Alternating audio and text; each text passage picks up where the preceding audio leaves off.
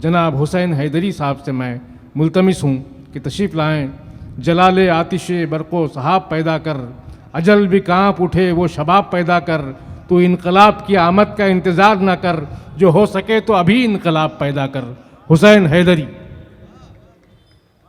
ज़ोरदार तालियों से इस्तकबाल कीजिए ताकि उनकी भी हौसला अफजाई हो। बहुत शुक्रिया।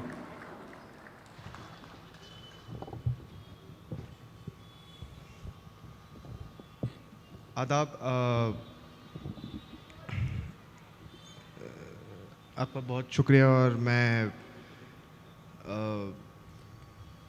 आज़ादी के इस 75 साल की जो ओकेज़न पे हमने जो अभी मुशायरा किया है, उसके लिए मैं कुछ जो नज़्में पढ़ने वाला हूँ। तो जो पहली नज़्म मैं पढ़ने वाला हूँ वो उस नेता के ऊपर है जो हिंसा की बातें करता है, मारकाट की बातें करता है, मगर चुपचाप अहिंसा के पर्दे में छुपकर। तो उस नेता को मैंने जो तशबीह दी है, उस नेता का जो मैंने नाम रखा है, वही नज़्म का उन्वान भी है, और वो है छिपकली। वाह। नज़्म का उन्वान है छिपकली। बड़ा दिलचस्प उन्वान है। वाह वाह। खाकी रंग दीवारों पर लटकती गांधी जी की बड़ी सी फोटो के पीछे से दोपहरी में एक लंबी भूरी सी छिपकली निकलती है। खाकी रंग दीवारों पर लटकती गांधी जी की बड़ी सी फोटो के पीछे से दोपहरी में एक लंबी भूरी सी छिपकली निकलती है। रेंग कर खामोशी से इर्द गिर्द फोटो के गश्त ये लगाती है, और जैसे ही कोई कीट पतंगा उड़कर पास से गुजरता है, धड़ दबोच लेती है, पंख नोच देती है, मांस चबा जाती है, जिंदा निगल जाती है।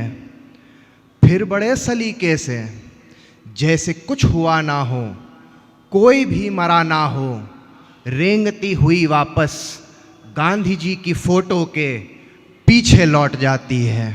वाह वाह वाह वाह वाह, क्या बात है।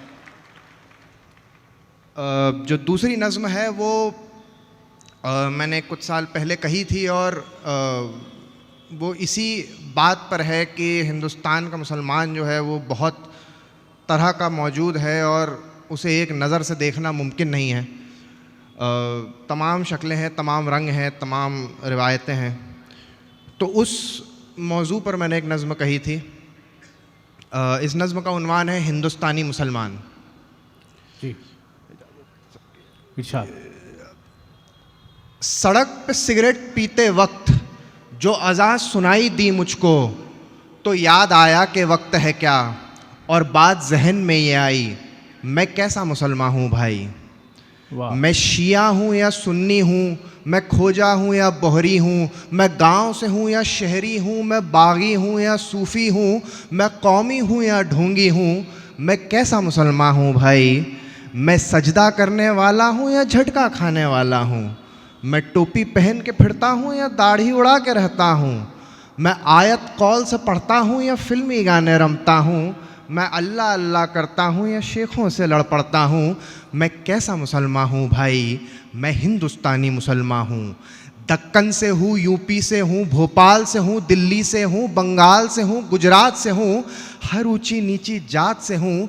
मैं ही हूँ जुलाहा मोची भी, मैं डॉक्टर भी हूँ, दर्जी भी, मुझ में गीता का सार भी है, एक उर्दू का अखबार भी है, मेरा एक महीना रमज़ान भी है, मैंने किया तो गंगा स्नान भी है, अपने ही तौर से जीता हूँ, एक दो सिगरेट भी pीता हूँ, कोई नेता मेरी नस नस में नहीं, मैं किसी पार्टी के बस में नहीं, मैं हिंदुस्तानी मुसलमान हूँ।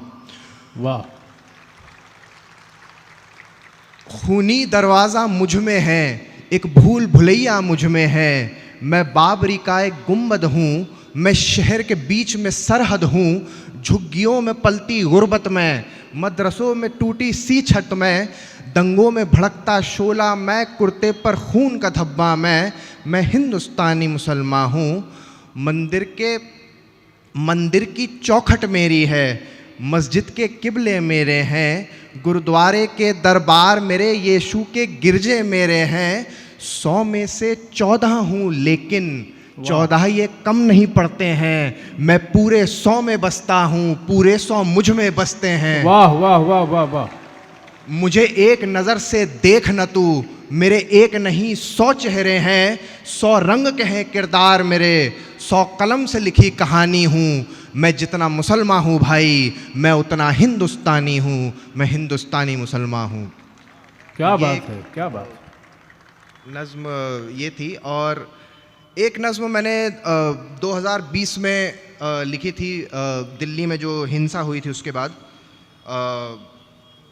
तो कई लोगों का ये कहना था कि दोनों तरफ के लोग जिम्मेदार हैं, लेकिन मेरा ये मानना है कि दोनों तरफ की बात अक्सर दोगले लोग तब करते हैं जब इल्ज़ाम को बराबर बांटना हो जहां इल्ज़ाम बराबर नहीं बांटा जा सकता।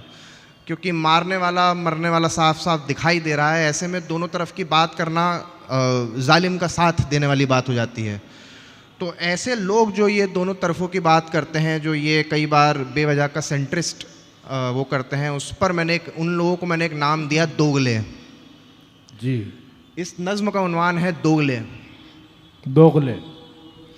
कि जब कई बार जैसे मोहब्बत की बात की जाती है, जब इंसाफ मांगा जाना चाहिए और जो मोहब्बत बांटने की मतलब दोगलाई करते हैं, उसके ऊपर नज़्म है। कि इस नज़्म का उन्वान है दोगले। कि ये दास्तानों को बुनने वाले, ये दास्तानों को बुनने वाले, ये एक रास्ता न चुनने वाले, ये दोनों तरफों की कहने वाले, ये बीच में जाके रहने वाले, तमाम दुनिया के सामने अब सबक मोहब्बत का दे रहे हैं।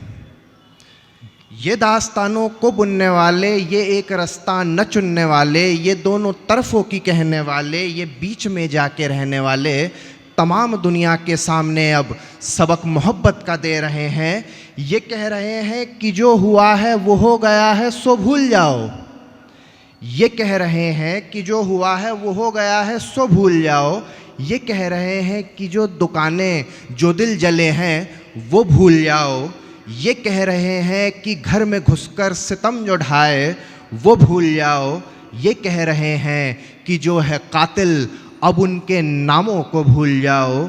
ये कह रहे हैं कि दफन कराओ सारी लाशों को खामोशी से। ये कह रहे हैं कि अब दबा दो तमाम चीखों को खामोशी से। ये कह रहे हैं कि अब सड़क पर उतरना रातों को खामोशी से। ये कह रहे हैं कि सुनते जाओ अमन की बातों को खामोशी से। ये दुख पे मेरे ना रोने वाले, ये वक्त पड़ने पे खोने वाले, ये मुस्कुरा के मुकरने वाले, ये खौफ खा खा के मरने वाले, तमाम दुनिया के सामने जो सबक मोहब्बत का दे रहे हैं, मैं आपसे कह रहा हूँ यारो, ये दोगले हैं, ये दोगले हैं। ये चाहते हैं कि जालिमों के जो जुल्म है वो नाहम गिनाएं। ये चाहते हैं हर एक इल्ज़ाम को बराबर ही बांटा जाए। ये चाहते हैं तबाहियों पर सवाल कोई भी ना उठाए। ये चाहते हैं उदासियों पर ज़्यादा मातम भी ना मनाए। ये चाहते हैं कि इनके दामन पे खून के दाग लग ना जाएं। ये चाहते हैं कि ज़िक्र इंसाफ का कहीं पर ना हो पाए। पुरानी चालाकी है ये इनकी, ये किस्से हम पहले सुन चुके हैं। रफ़ा दफ़ा कर रहे जो मसला, ये शर्म और डर से भर गए हैं। खड़े थे कातिल का साथ देने, ये बात अब ये भी जानते हैं। लहू की सुनवाई हो न जाए, सो हाथ पहले ही धो रहे हैं। ये अब जो बदनाम हो रहे हैं, ये अब जो तारीख़ में लुट रहे हैं, ये आप इज़्ज़त ही खो चुके हैं। ये एक ही बात कह रहे हैं, ये दोगले हैं, ये दोगले हैं, ये दोगले हैं।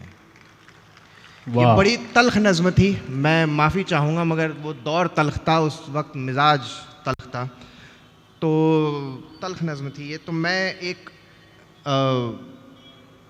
थोड़ी सी कम तल्ख एक गज़ल से ख़त्म करता हूँ। जी इरशाद। तो ये जब हम CNRC के प्रोटेस्ट में जाया करते थे तो रातों को बैठा करते थे, और तो उस दौरान रातों को जागना तो खैर हमारी आदत में शुमार हो गया था। तो उस दौर में ये एक गज़ल लिखी थी, मतलब CNRC के दौरान की, दहशत का साया फैलना है, सोइएगा मत। वाह। दहशत का साया फैलना है, सोइएगा मत। अब पूरी रात जागना है, सोइएगा मत। क्या कहने। दहशत का साया फैलना है, सोइएगा मत।